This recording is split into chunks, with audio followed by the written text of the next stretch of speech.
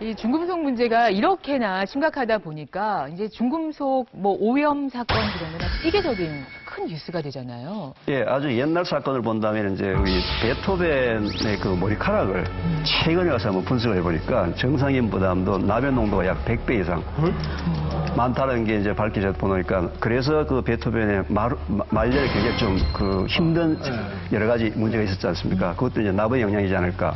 가장 최근에 일어났던 사건들은 일본입니다.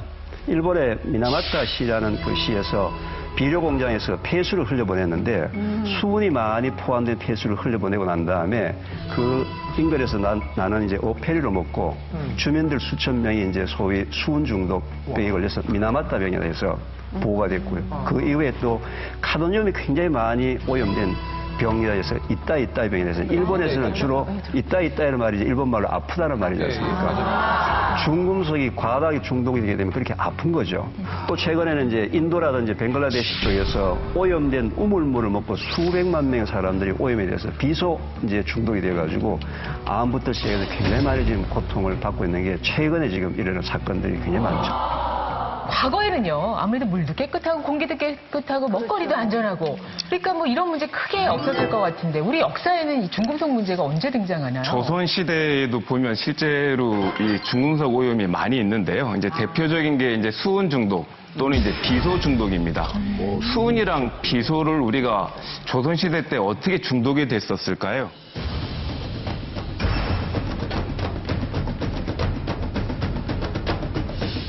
우황청심원 때문에 그렇습니다. 우황청심원 때문에 그렇습니다. 우황청심원 때문에 그렇습니다. 우황청심원에 들어가는 대표적 재료인 석웅황을 통해서는 이제 비소가 이제 경면 주사를 통해서는 이제 수은이 우리가 이제 중독이 됐던 건데요. 특히 이제 석웅황 같은 경우나 이 주사 같은 경우에는 이제 수치법제라는 걸 통해서 우황청심원을 만들 때 굉장히 노력이 많이 들어갑니다. 근데 이제 그렇게 하지 않고 대충 만든 우황청심원을 먹어서 이제 중금속 오염이 됐던 경우들이 있었고요. 또 이 두 가지 재료가 조선시대 대표적인 사약의 재료입니다.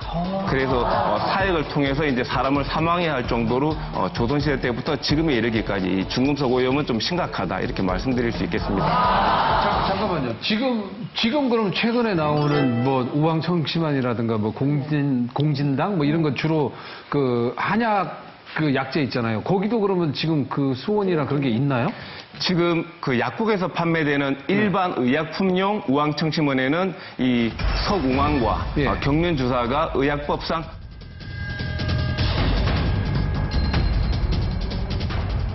빠져 있습니다. 아이고 다행이다. 빠져 있습니다. 아이고 다행이다. 그런데 이제 한의원에서 만드는 것은 전통적인 수치 법제에 따라서 이제 조제되는 거에는 이제 안전하게 복용할 수 있는 것이 있고요. 이제 우황청심원을 약국에서 가볍게 사서 드실 때는 또 안전하게 드실 수 있습니다. 우리가 지금 말씀 중에 이제 청심환 얘기가 나오니까 많은 분들이 드시는 거라 염려하시겠지만 제대로 만든 우황청심환은 문제가 없고요. 아까 말씀하셨다시피 그 재료들을 섞을 때 대충 또 잘못된 재료를 섞은 것으로 문제가 된 경우가 있었다. 그게 이제 역사에도 나와 있다라고 말씀을 해주셨습니다.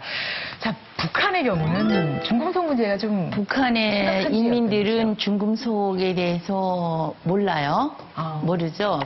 한때는 김일성은 바다 물고기를 안 먹었어요. 안 먹은 이유가 바로 바다 물고기들의 이제 수은이 많아서 중금속에 노출될 확률이 많다고 돼 있고 그럼에도 불구하고 이 아들은 이제 샥스핀이나 캐비어를 아주 계속 중독되게 먹다 보니까 그 나중에 얼굴이 죽을 때게 시퍼렇게 수은이 중독이 돼서 죽는구나 하는 거를 내가 느꼈어요.